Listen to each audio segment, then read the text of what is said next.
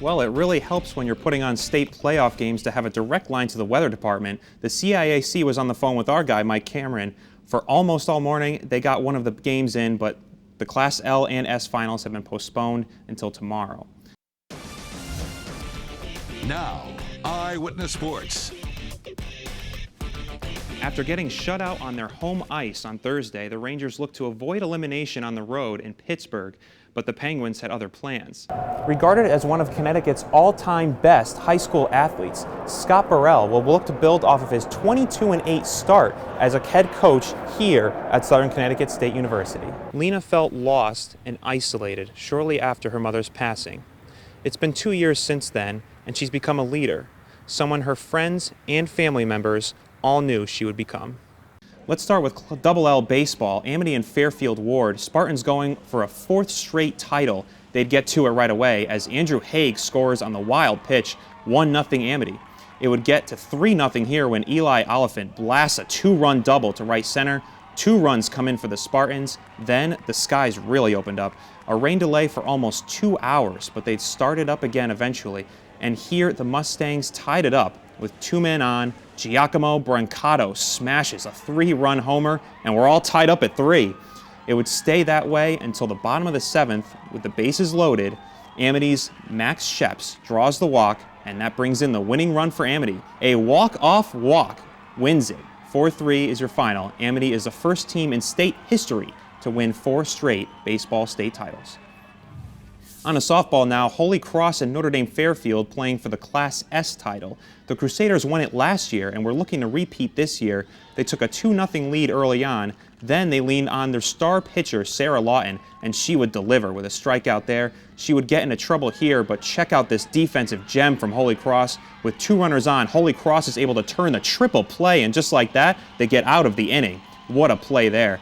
Notre Dame would get back into trouble later themselves, but they would get out of it as they turned the double play here. Still, they had no answer for Holy Cross and Sarah Lawton. She went the distance, giving up just 2 hits. Holy Cross makes it back-to-back state titles. They win in Class S 2-0. Cheshire wins the Double L softball title 5-0 over Amity. The Rams finish the season unbeaten. In the Class M volleyball championship, the hardware is really nice, plaques, medals, and trophies, but in the end, all that really matters is being able to say that you're the state champion. South Windsor, the top seed, against Joel Barlow, the 2 seed. This is Barlow with their backs to you. Nice dig there by co-captain Dan Doyle, but the point goes to South Windsor. Nice crowd for this game played today because of graduation conflicts with both schools. Barlow likes to set it up for Corey Levine at the net whenever they can, and here's what it looks like when it's working.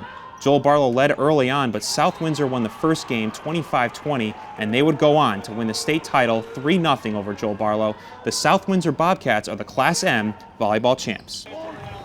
A big task for Simsbury boys lacrosse as they took on nationally ranked Darien for the Class L title. And the Blue Wave showed just how good they are. Look at that passing. Kevin Lindley finally ends up with it, and he scores. Very tough to stop that. More from Darien here. Finley Collins rushes in, and he scores. Darien really starting to pour it on at the Brian McMahon High School. Finally, it's Lindley again, using the nice shot inside for another Darien score. He had a hat trick in the first period alone. The Blue Wave are celebrating once again as they are state champions in boys lacrosse. Darien wins big, 18-3. It's their 3rd straight Class L championship. They also finish undefeated, 23-0.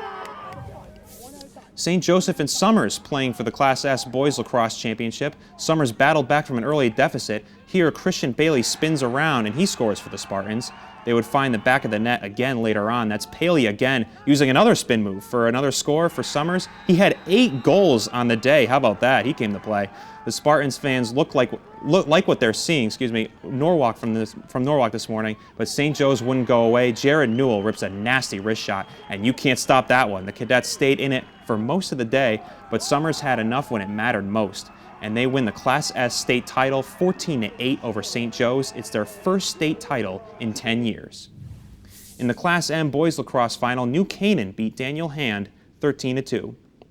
Well, the Darien boys took care of business in Norwalk. Meanwhile, the girls lacrosse team for the Blue Wave geared up to play for a state championship of their own in Milford. Over to the girls lacrosse now. Darien and Fairfield Ward in the Class L final today. Blue Wave showing why they've been so good for so long. Here, Laura Murphy gets the pass and she scores. Blue Wave with the early lead, and they'd add to it. Susanna Ropp with another quick shot for Darien. Nice goal there. But Blue Wave extend their lead. The Mustangs did play tough. Here's Libby McKenna with the score from her team.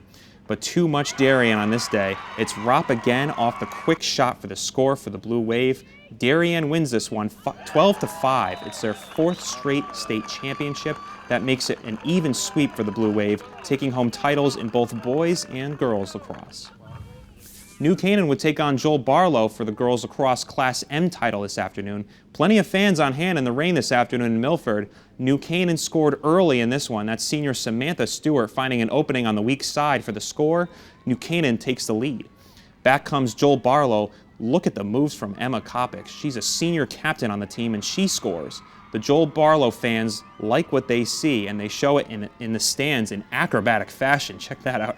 But New Canaan, always a good team, had just a little bit more. That's goalie Caroline O'Day with just a freshman with that save. New Canaan wins 7-4. It's their 5th state title in school history. Canton and Summers met this afternoon for the Class S girls lacrosse title. The Summers boys team rooting for the girls and showing off their championship medals won early in the day. Warriors on the move here. That's junior Grace Giancola bouncing the shot in for the score. Canton with the lead. Summers head coach Allie Duclos trying to get her team back up at the half, but the Warriors were on point today. Here, Kaylin Oliver gets the pass, and she uses the nice shot for the score. Then finally, Emma Charon on the isolation play from the back of the net, and she connects for the Canton score. Canton wins big, 15-3. It's their 1st state title ever in school history. And that'll do it for sports tonight. Thanks for watching. I'm Erik Scalzi.